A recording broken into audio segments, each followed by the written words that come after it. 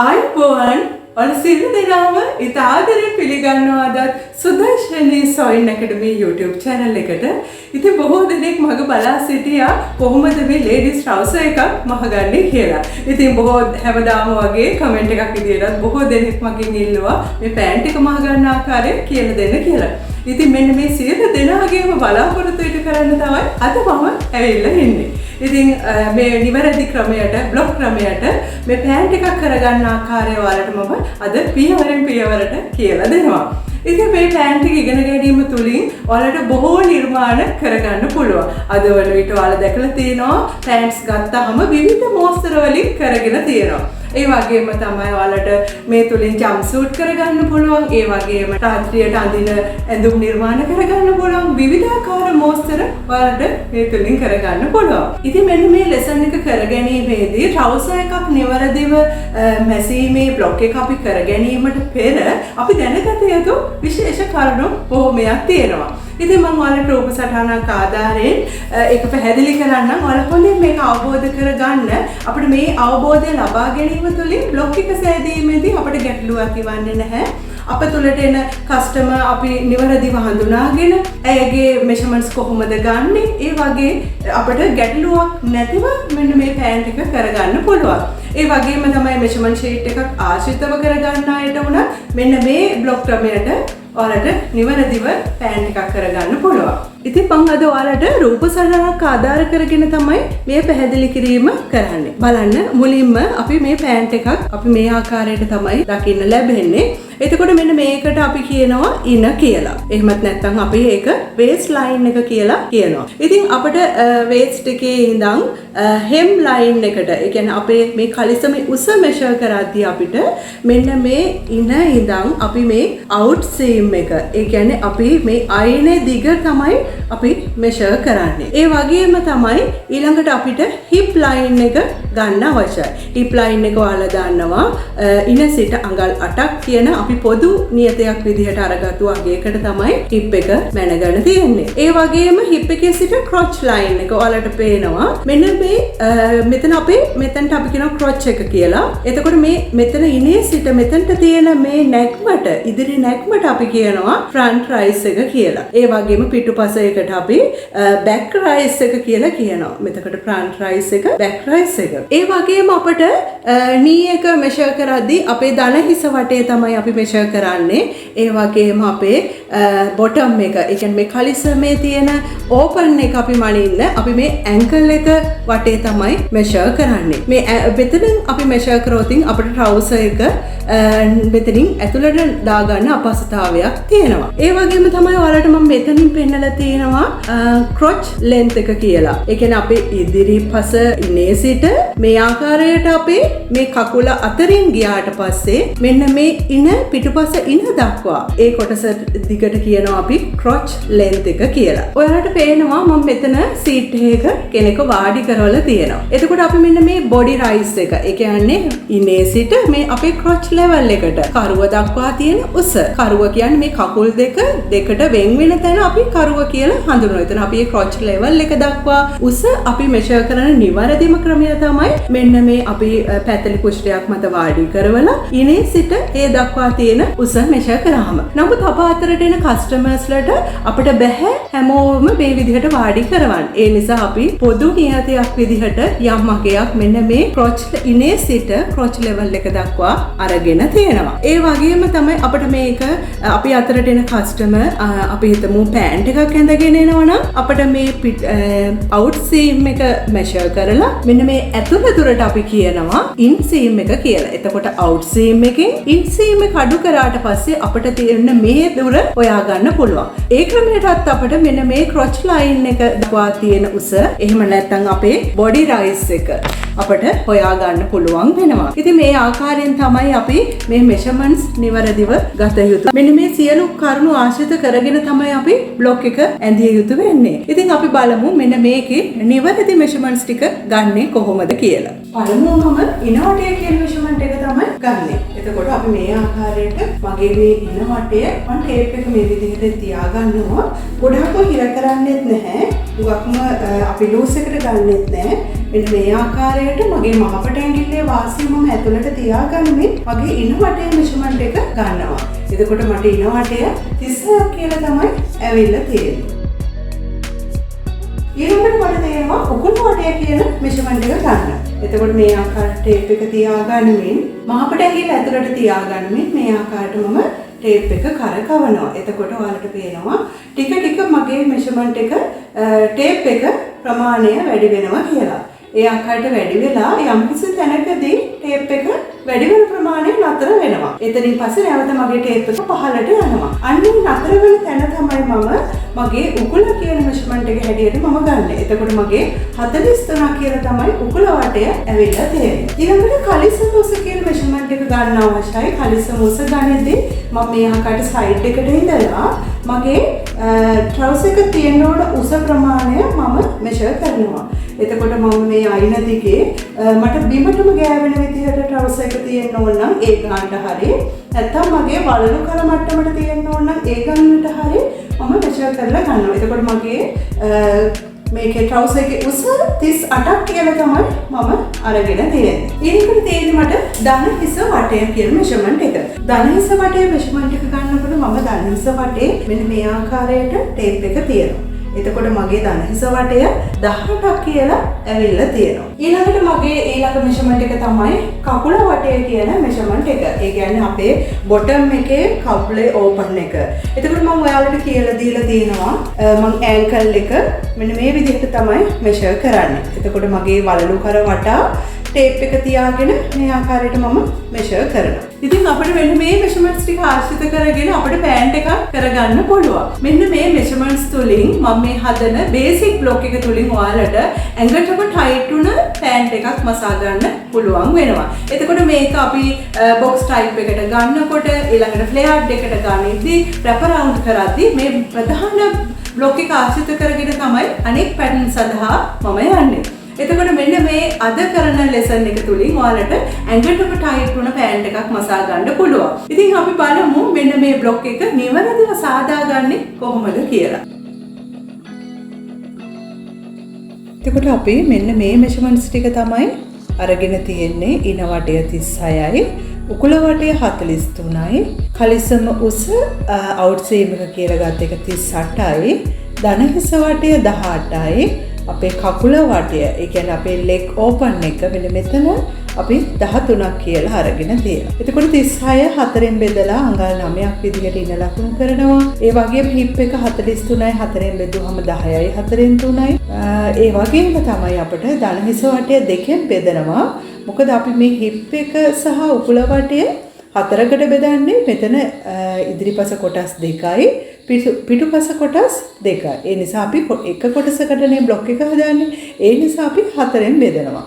දන හිස අපේ මේ වගේ ඉදිරිපසට එක කොටසයි පිටුපසට එක කොටසයි. ඒ නිසා අපි 18 දෙකෙන් බෙදනවා. ඒ අනුව තමයි මේ ආකාරයට අපි ගණන් ටික හදාගෙන තියෙන්නේ. අපි බලමු මුලින්ම කොහොමද මේක ඇඳගන්නේ කියලා. උඩ සිට අපි අඟල් 1.5ක් විතර පහළට රේඛාවක් ඇඳ ගන්නවා. මේ ආකාරයට මම රේඛාවක් ඇඳගෙන මේක මම ඉන රේඛාව කියලා ලකුණු කරගන්නවා. ඒ වගේම අපි මෙතන අඟල් 3ක් පමණ ඉඩ තියලා පහළ අතට රේඛාවක් ඇඳ ගන්නවා.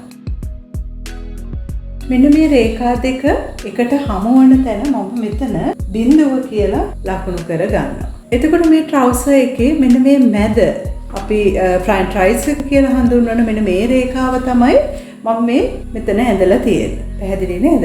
ඊළඟට මම මේකේ ප්‍රධාන රේඛා ටික ඇඳ ගන්න අවශ්‍යයි. ඒ කියන්නේ දැන් මම ඉන රේඛාව ඇඳගත්තා වේස් ලයින් එක.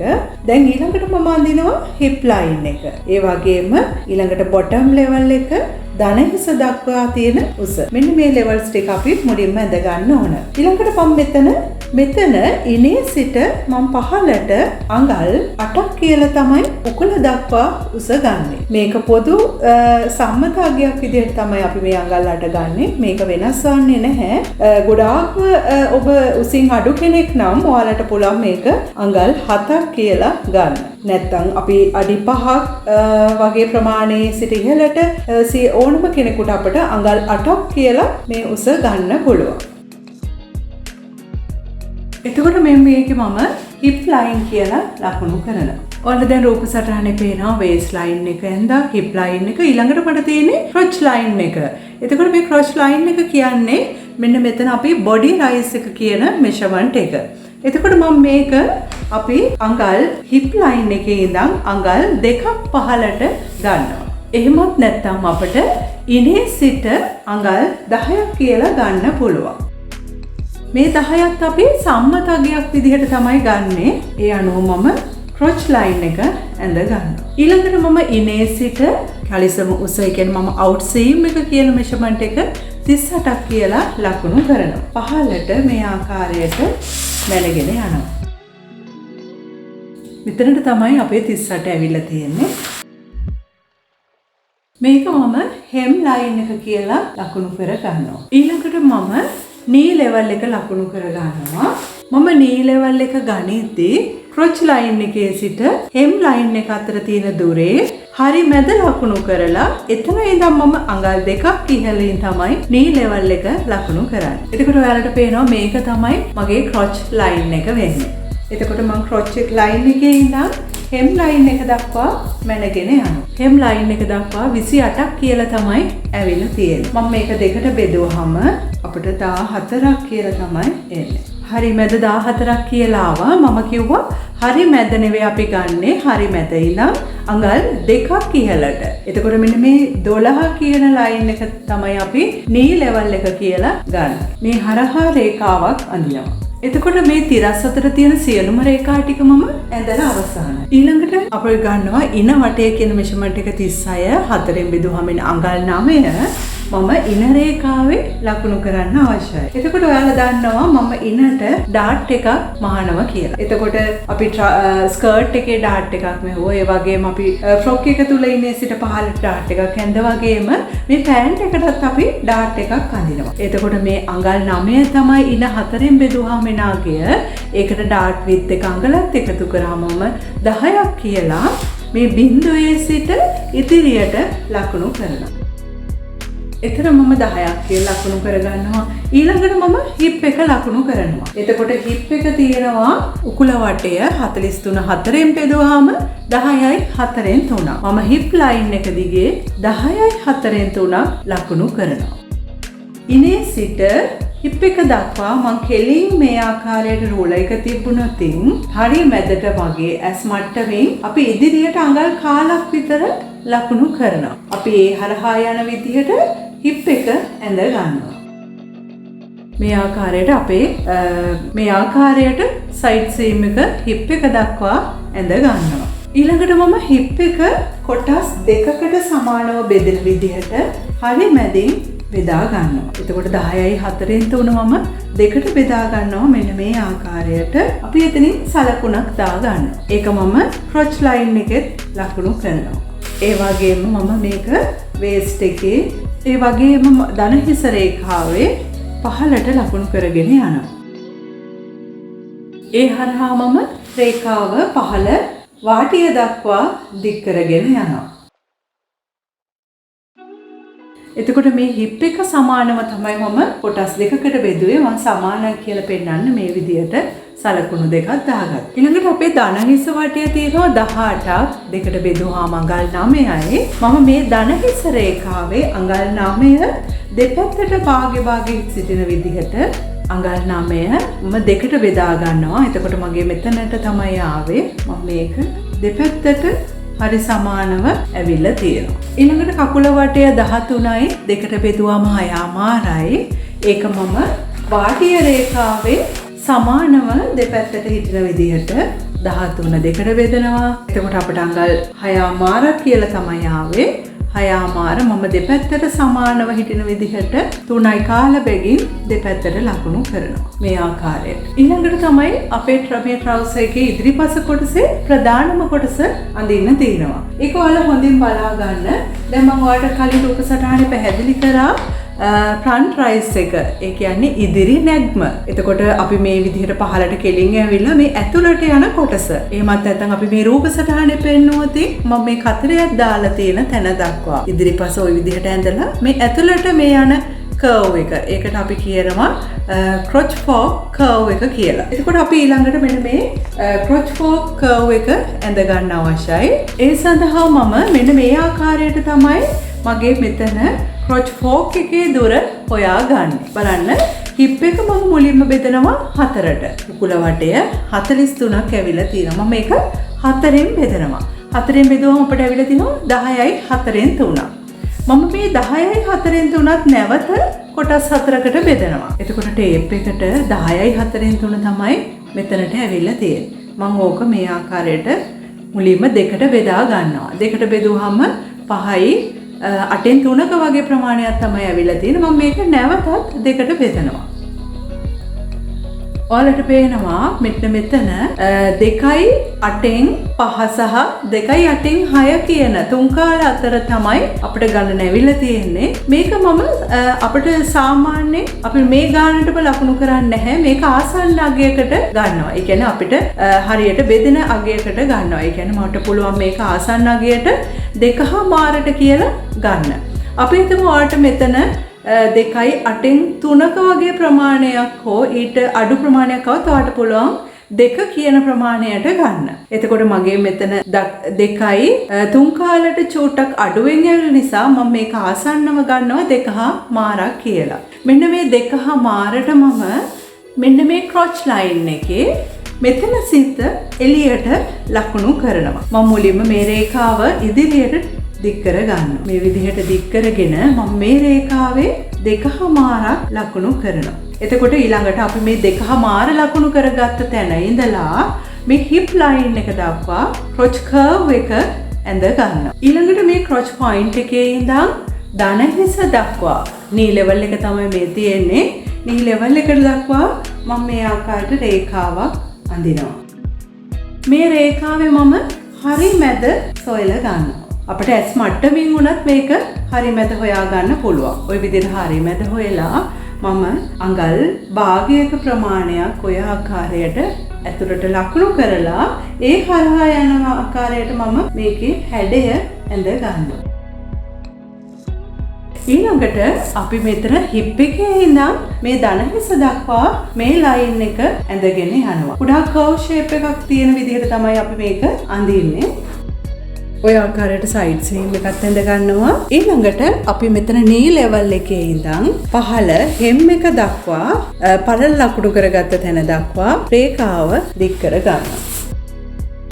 දැන් ඔයාලට තේරෙනවා ඉතාමත් පහසුවෙන් අපිට මෙන්න මේ ඉදිරිපස පළුව ඇඳ ගන්න පුළුවන් කියලා. ඒ වගේම දැන් මට මේකේ ඩාට්ස් ලකුණු කරන්න අවශ්‍යයි.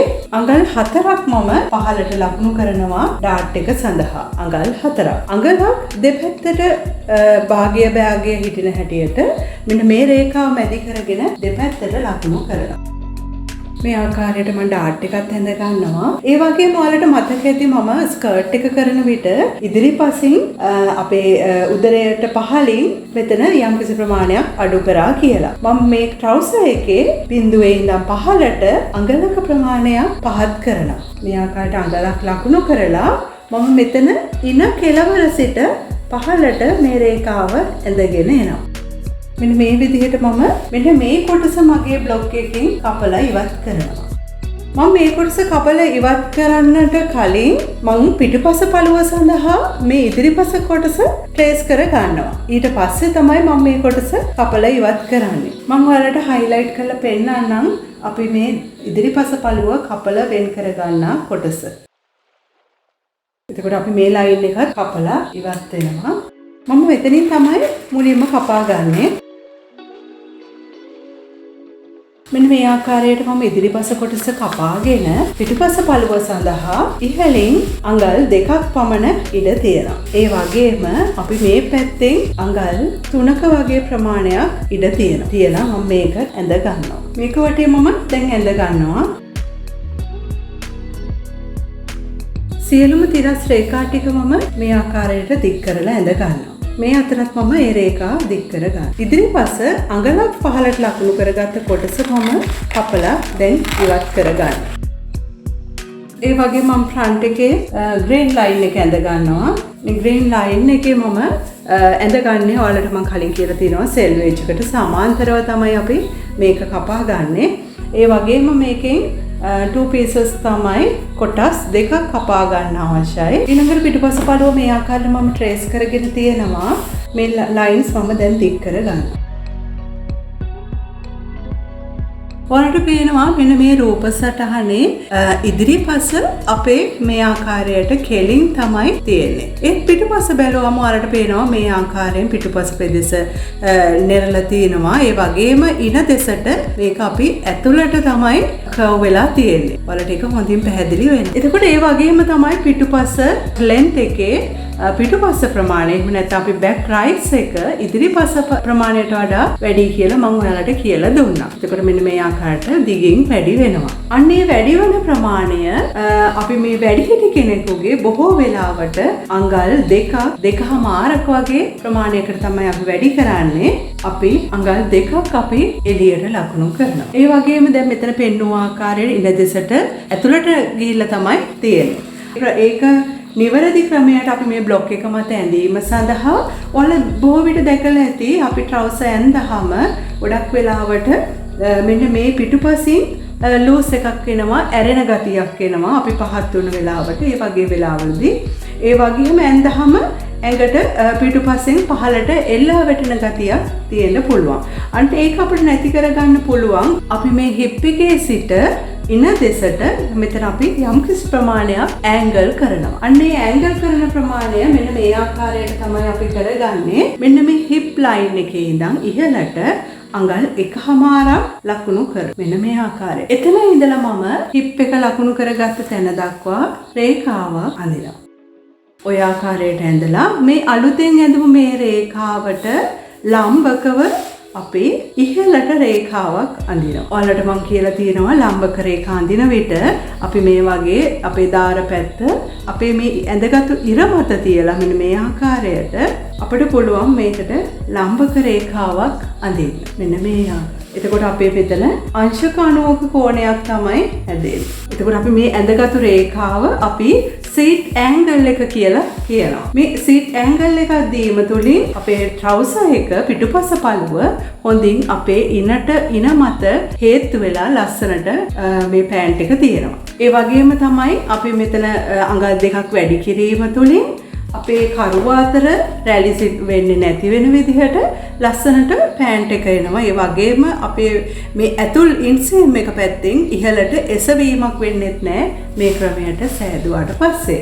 එතකොට මේ සීට් ඇන්ගල් එක මේ ආකාරයට මම හදාගෙන ඒ ඉනේ සිට ඉහළට මම අඟල් 1.5 ලකුණු කරනවා. අඟල් 1.5 ලකුණු කරගත්ත තැන ඉඳන් වේස් ලයින් එකේ මගේ ඉන ඇවිල්ලා තියෙනවා අඟල් 9ක් කියලා. ඩාට් ඇලවන්ස් එකත් එකතු වුණාම අඟල් 10ක් වෙනවා. මම 10 ඉඳන් ටේප් එක තියලා මේ රේඛාවේ මගේ අඟල් 10 හමු වන තැන මෙතනට වෙනකම් මම ලකුණු කර ගන්නවා. එතනින් මම මේ විදිහට රේඛාවක් ඇඳ ගන්නවා. දැන් ඔයාලා හිතයි මම මෙතන ඉහළට ඉසෙව්වට පස්සේ මගේ ඇඳහම පිටුපසින් මේ මෙතන ඉහළට එසවිලා වගේ තියෙනවා කියලා පිටුපස පළුවේ. නමුත් එහෙම වෙන්නේ නැහැ. මම ඔයාලට මේක කපලා ඉවර වුණාට පස්සේ පෙන්නන්නම්. මේක කෙලින් ඉරක් බවට පත් වෙනවා.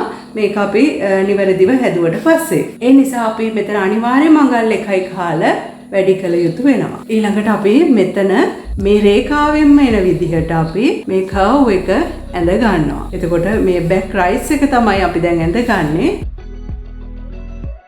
අපේ එතකොට දැන් මෙතන අපි සීට් ඇන්ගල් එකක් දීලා තියෙනවා. ඒ ප්‍රමාණය එතකොට මගේ එළියට ඇවිල්ලා තියෙනවා. එතකොට අපි එතන ඉඳන් හිප් එකට රේඛාව ඇඳ ගන්නවා.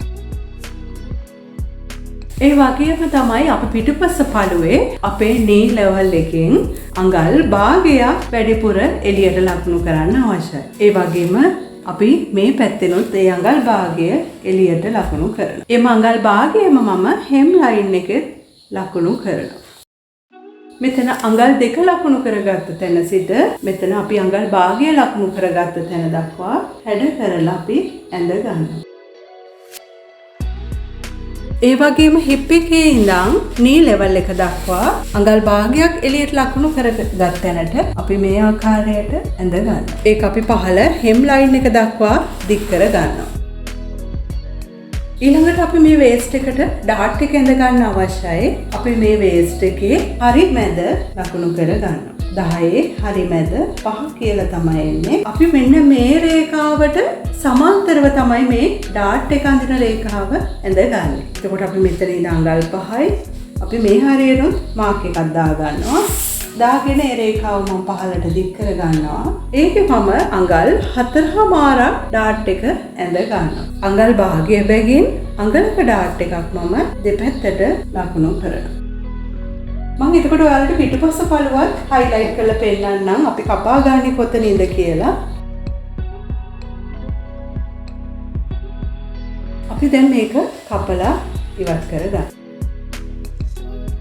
දැන් බලන්න ඔයාලට මේකේ මම රූලර් එකක් මේ විදිහට තියාගෙන මෙතන මම සීට් එකේ ඇන්ගල් එක මේ ආකාරයට තියුවා. අපි එළියට ගිය ප්‍රමාණය තමයි මේ ඇද වෙලා මේ පෙන්නලා තියෙන්නේ. මේක අපි දැන් මහල ඉවර වුණාට පස්සේ අපේ ඇඟ මතට මේක කෙලින් වෙලා එනවා. මෙන්න මේ ආකාරයට. මේ විදිහට කෙලින් වෙද්දී ඔයාලට පේනවා මම මේක රූලර් එකක් තියන්නම් මේක අංශක 90 වෙන විදිහට.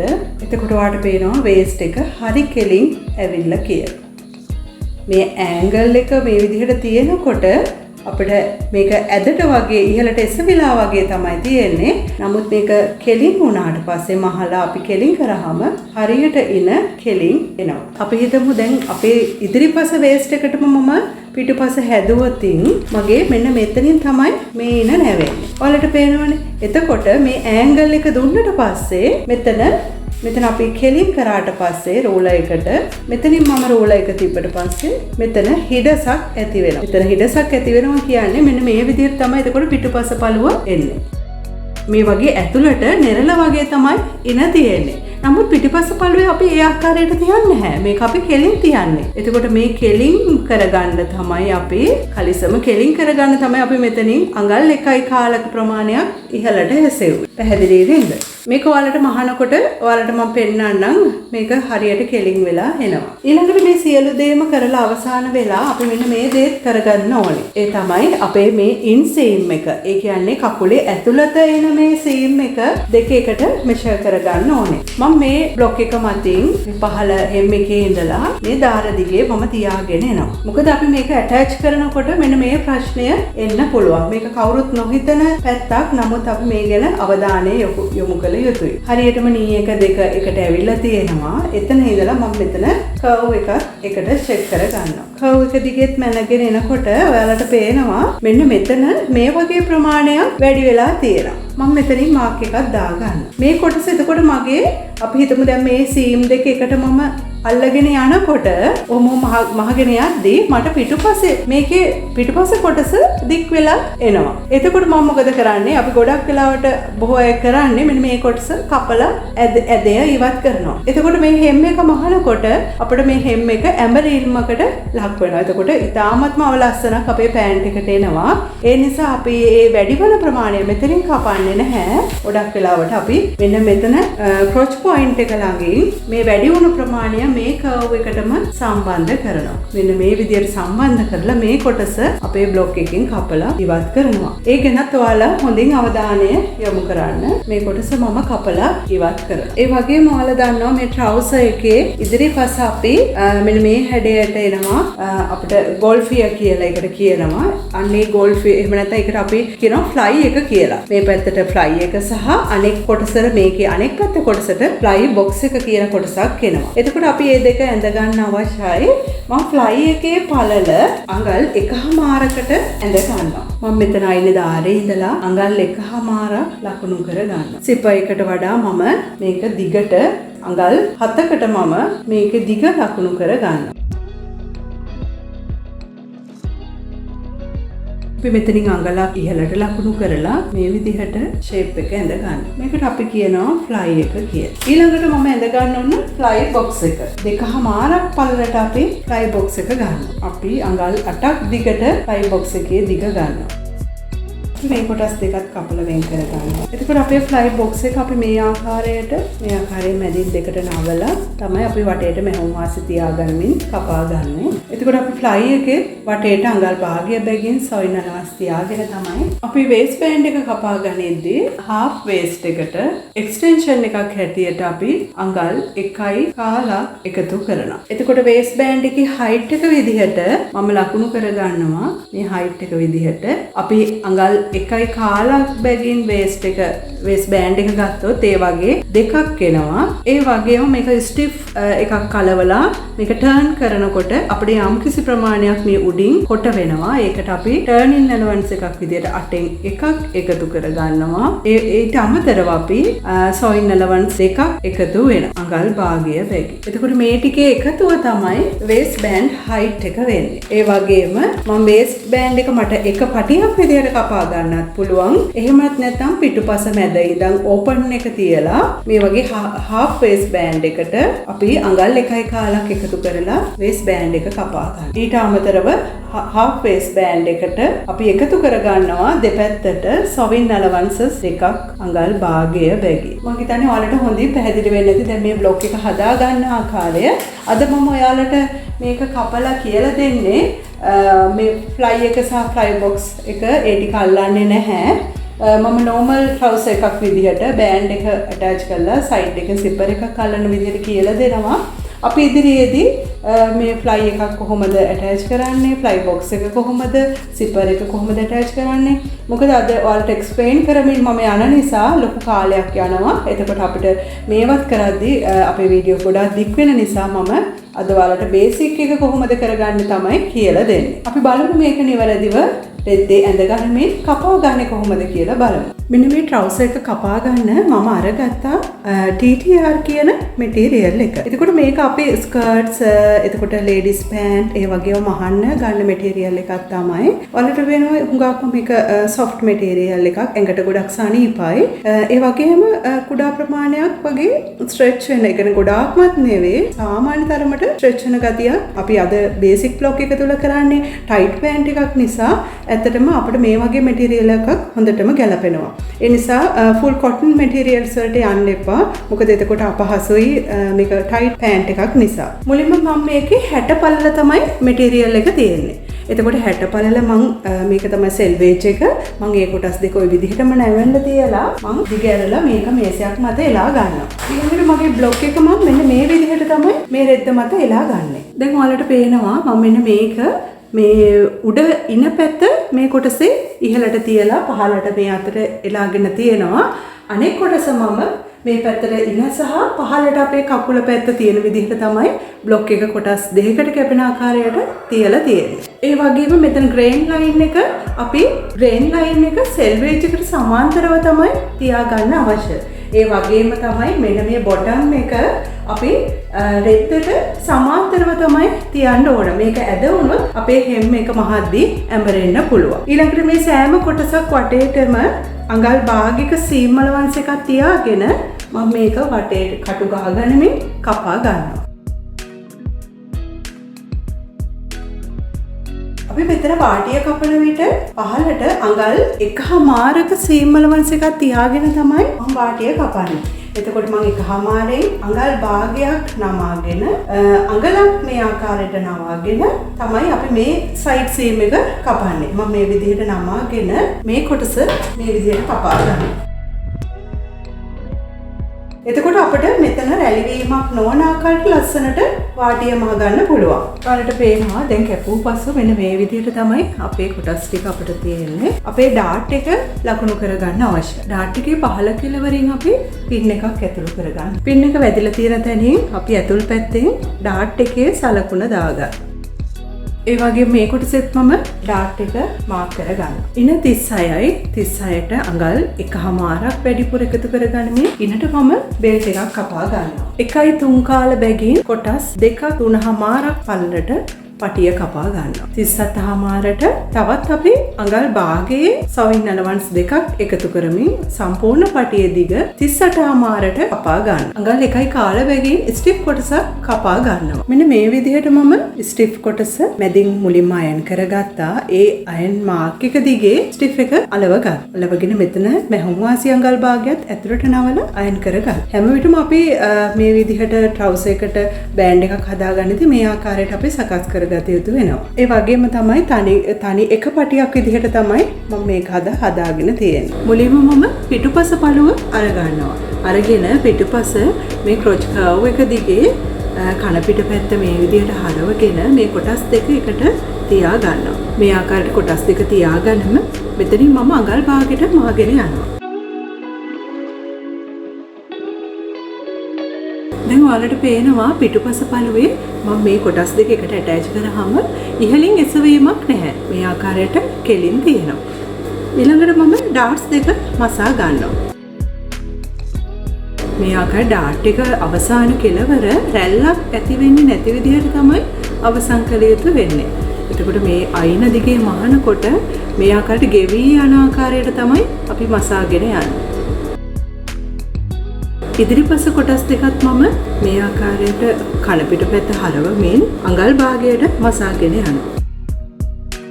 මේ කොටස් මම ඕලොක් කර ගන්නවා. ඉදිරි ඩාට්ස් දෙකත් මසා ගන්නවා.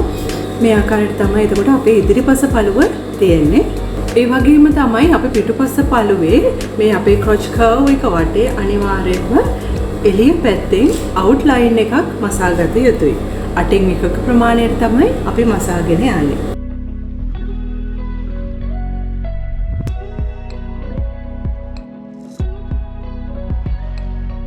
මේ ආකාරයට අවුට්ලයින් එකක් මසාගත යුතුයි. අනිවාර්යයෙන්ම අපි මේ ලයින් එක මහ ගන්න. මොකද එතකොට අපි පිටිපස්ස පළුව බොහෝ වෙලාවට අපි වැඩවල යෙදෙනවා. ඒ වගේ බීම ඉඳ ගන්න පුළුවන්. ඒ වගේ වෙලාවදී මේ නූල අපිට තනි පොට විතරක් ශක්තිමත් මදි. එවැනි අවස්ථාවක අපි අනිවාර්යයෙන්ම ඩබල් ස්ටිච් එකක් ගැහිීමෙන් මේ කොටස හුඟක් ශක්තිමත් වෙනවා. ඉරීමකට ලක් වෙන්නේ නැහැ. ඒ වගේම තමයි මම ඔයාලට කිව්වා අද ෆ්‍රන්ට් එකේ මම සිපර් එක අල්ලන්නේ නැහැ කියලා. ඔයාලට මම ඉදිරියේදී ඒක කියලා දෙනවා වෙනම ලෙසන් එකක් විදිහට. අද මම මේ සයිඩ් සීම් එකට ඉන්විසිබල් සිපර් එකක් තමයි අල්ලගන්නේ. එතකොට මෙන්න මේ ආකාරයට හොඳ පිටවල් දෙක මම එක මත තියාගෙන මම අඟල් 6ක ප්‍රමාණයේ සිපර් එකක් තමයි අල්ලන්නේ. මම අඟල් 5ක් විතර වගේ ඉඩ තියලා මෙතනින් මහන්න පටන්ගෙන පහළට මාගෙන යනවා. සයිඩ් එකේ මේ තියාගත්ත ඕපන් එකට මම දැන් සිපර් එකක් අල්ල ගන්නවා. ඉන්විසිබල් සිපර් එකක් තමයි මම අල්ලගන්නේ. මුලින්ම මම මේකේ සිපර් පුට් එක මාරු කරගන්න අවශ්‍යයි. මම මේ අයිනට දැන් මේ ඉන්විසිබල් සිපර් එක ඇටච් කරන්න යන්නේ. ඇත්තටම ඔයාලා සිපර් එකක් ගනිද්දී මේ කලර් එකටම ගන්න. මට අද හොයාගන්න බැරි වුණා මේ කලර් එකේ. මම ඔයාලට මේක පෙන්눔 කරන්න අවශ්‍ය නිසා මේ පාට සිපර් එකක් ඇටච් කරනවා. හොඳින් බලා ගන්න මේක කොහොමද කරගන්නේ කියලා. මෙහුම් වාසි අඟල් භාගයට මම මේ සිපර් එකේ අයින මේ විදිහට තියා ගන්නවා. තියාගෙන මම පින්ස් කිහිපයක් ගහ ගන්නවා.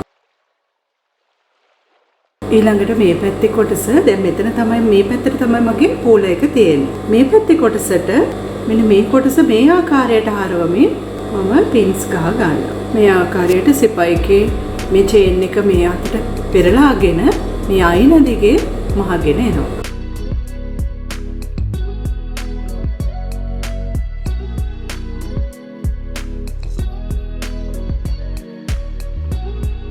ඊළඟට මේ පැත්තේ කොටසෙත් මම පහළ ඉඳන් ඉහළට මහගෙන එනවා. ඉතින් මේ ආකාරයට තමයි අපි මෙසුම් පසු අපේ ඉන්විසිබල් සිපර් එක ඇල්ලුවට පස්සේ තියෙන්නේ.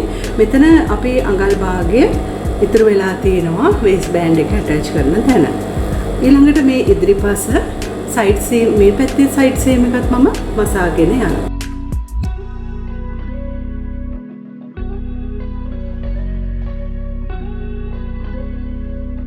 ඊළඟට මගේ මෙන්න මේ ට්‍රවුසර් එකේ ඉන්සීම් එක මසා ගන්නවා. ඒ කියන්නේ මේ කකුලේ අපි මේ ක්‍රොච් පොයින්ට් එකේ ඉඳන් ඇතුල් පැත්ත තමයි මම මහගෙන යන්නේ. එතකොට අපි මෙතන කොටසේ ඔයාලට පේනවා මම මෙතන ඕලොක් කරලා මෙතන අවුට්ලයින් එක මේ පැත්තට හැරෙන්න අවුට්ලයින් එකක් මහලා තියෙනවා පිටුපස පළුවේ. මම ඒ කොටස මේ පැත්තටම තියෙන්න ඇරලා අනෙක් කොටස මම අනෙක් පැත්තට හරවනවා. මෙන්න මේ විදිහට කොටස් දෙක මේ ආකාරයට තමයි හරවලා තියෙන්නේ. මේ කොටස මේ පැත්තට, මේ කොටස මේ පැත්තට. ওই විදිහට එකම සීම් එකකට හමු වෙන විදිහට තියලා මම එතනින් පින් එකක් රඳව ගන්නවා. මේ ආකාරයට පින් එකක් රඳවගෙන මම මේක ඇතුළතින් මහගෙන එනවා. මේ ගානට මම තියලා බලනවා. දැන් මම ඔයාලට කිව්වා මෙතන ක්‍රොච් පොයින්ට් එකේ අපි පිටුපස පළුවේ මම කුඩා ප්‍රමාණයක් කපලා ඉවත් කරා. හරියටම අපේ හෙම් එක ගානට මේ කොටස් දෙක එකට එනවා. අපි මෙතනින් අඟල් භාගෙට මහගෙන එනවා. අපිට මෙතන ක්‍රොච් එක ළඟ මේ විදිහට කෙලින් රේඛාවක් විදිහට මේක දික් කරගන්න පුළුවන්. මේ විදිහට දිගට දික් කරගෙන මේ පින් එක ඉවත් කරගන්නවා. මේ විදිහට අපි මහගෙන යනවා. ඊළඟට මම වේස්ට් බෑන්ඩ් එක අල්ල ගන්නවා. මේ ට්‍රවුසර් එකේ හොඳ පැත්තට මේ ආකාරයට මම බෑන්ඩ් එක ගන්නවා. බෑන්ඩ් එක අරගෙන අඟල් 1.5ක් මම එළියට තියලා මෙන්න මේ ආකාරයට අඟල් භාගයට මම මහගෙන යනවා.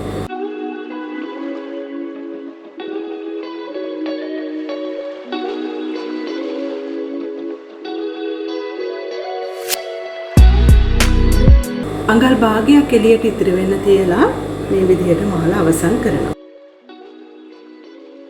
ඊළඟට මගේ මේ අයිනේ අඟලක ප්‍රමාණය ඉතුරු කරලා ඉතුරු අඟල් භාගය මම මේ ආකාරයට මගේ බෑන්ඩ් එක මේ විදිහට තියාගනිමින් අයිනේ මසා ගන්නවා. මෙන්න මේ කොටස මම මේ ගානට කුඩා ප්‍රමාණයක් කපලා ඉවත් කරගන්නවා. මොකද නැත්නම් අපි මෙතන නැමුවට පස්සේ ඝන ගතිය වැඩි වෙන නිසා තමයි අපි එහෙම කරන්නේ. ඊළඟට මම මේක මේ ආකාරයට හරව ගන්නවා. මෙතන පොයින්ට් එක මම මේ පින් එකක් ආධාරයෙන් කෙලින් තියාගන්නවා. බෑන්ඩ් එකේ කෙලවර කෙලින් මේ ආකාරයට ඇවිල්ලා තියෙනවා. මම මේ කොටස ඇතුළට නමා ගන්නවා. මේ විදිහට නමාගෙන මම පින් එකක් ගහ ගන්නවා. ඒ වගේම මේ කෙලවරත් මම මේ ආකාරයට නවාගෙන සිපර් එකේ අයිනෙන්ම මහ ගන්නවා. එතනත් මම මෙන්න මේ කොටස කුඩා ප්‍රමාණයක් කපලා ඉවත් කරගන්නවා. මෙතන කොටසත් අපි ඇතුල් කරලා පින් එකක් රඳව ගන්නවා. වටේට මේ ආකාරයට පින්ස් ගහගෙන මම බෑන්ඩ් එකේ හොඳ පැත්තෙන් මම මහගෙන යනවා.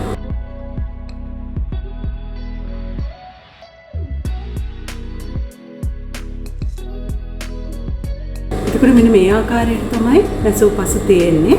අනික් පැත්තත් මෙන්න මේ ආකාරයට අපිට නීට් එකටම මසා ගන්න පුළුවන්. මෙතනින් පටන්ගෙන උඩ වටේටත් මම මැවුමක් මහගෙන යනවා. මෙන්න මේ ආකාරයට තමයි එතකොට අපි වේස් බෑන්ඩ් එක මහගත්තාම තියෙන්නේ. අපිට මෙතනට පුළුවන් බටන් එකක් අල්ල ගන්න. ඊළඟට අපි පෑන්ට් එකේ හෙම් එක මහගමු. අඟල් 1.5ක් තමයි මම මේකේ හෙම් එක සඳහා තියාගත්තේ. මේ පැත්ත අයිනත් අඟල් භාගයක් නවමින් අඟලක් එළියට හිටින විදිහට ඒ පැත්තෙනුත් මම පින් එකක් රඳව ගන්නවා.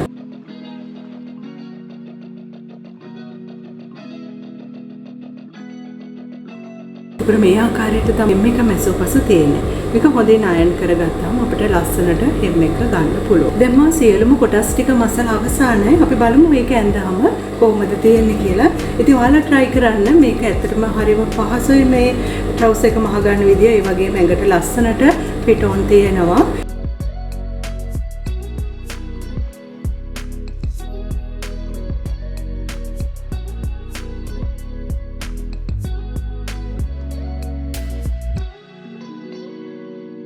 ඉතින් මම හිතනවා අද ලෙසන් එක තුලින් ඔයාලට ලොකු දැනුමක් ලැබෙන්න ඇති කියලා.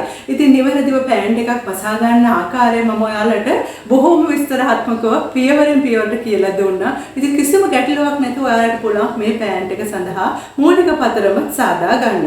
ඉතින් මෙතනින් පසු අපි විවිධ මෝස්තර ඔයාලා වෙනුවෙන් කරනවා. මම හිතනවා ඔයාලා මෙන්න මේ බේසික් බ්ලොක් එක සාදාගෙන ඔයාලා ගාව තියෙන අඩු වියදම් රෙද්දක් අරගෙන ඔයාලට පුළුවන් මේක නිවැරදිව ස්ට්‍රක්චර් එක මහලා බලන්න. ඔයාලගේ ඇඟට නිවැරදිව හරියට ගන්න තියෙනවද? කොතනින්ද වෙනස් වෙලා තියෙන්නේ? කොතනද මට වැරදිලා තියෙන්නේ? ඒව කරන්න නම් ඔයාලා අනිවාර්යයෙන්ම ෆිට ඔන් එකක් කරගත යුතු වෙනවා. මේ ෆිට ඔන් එක කරගෙන ඇඟට ඇඳලා බලන්න මොන විදිහෙන්ද මේ වෙනස්කම් කරගන්න ඕනේ කියලා. ඉතින් අපි ඊළඟ පැටර්න් වලට යෑමට නම් අපි මේ මූලික පතරම නිවැරදිව සාදාගත යුතු වෙනවා. එතනින් පසුව තමයි අපි පැටර්න් වලට යන්නේ. ඉතින් මම හිතනවා ඔයාලට අද ලෙසන් එක මම විස්තරාත්මකව කියලා දුන්න නිසා කිසිම ගැටලුවක් ඇති වෙන්නේ නැහැ කියලා. ඉතින් අද සම්බන්ධ වුණ අලුත් අය ඇති. මොකද බොහෝ දෙනෙක් අපිත් එක්ක දිනපතාම එකතු වෙනවා. ඒක ඇත්තටම සතුටට කාරණයක්. ඉතින් ඔයාලා අද සම්බන්ධ වුණ අය නම් ඔයාලට පුළුවන් මම මේ කරන වීඩියෝස් ඔයාලට මම කරපු සැනින්ම ඔයාලා වෙත ලබා ගන්න. එතකොට ඔයාලා කරන්න ඕන සුදර්ශනී සොයින් ඇකඩමි YouTube channel එක subscribe කරමින් මාත් එක්ක එකතු වෙන්න. ඉතින් මේ වගේ වටිනා දැනුම අරගෙන ඊළඟ ලෙසන් එකෙන් නැවත හමු වෙනකම් අදට මම නවතිනවා. ඔයාලා සියලු දෙනාටම සුබ දවසක්.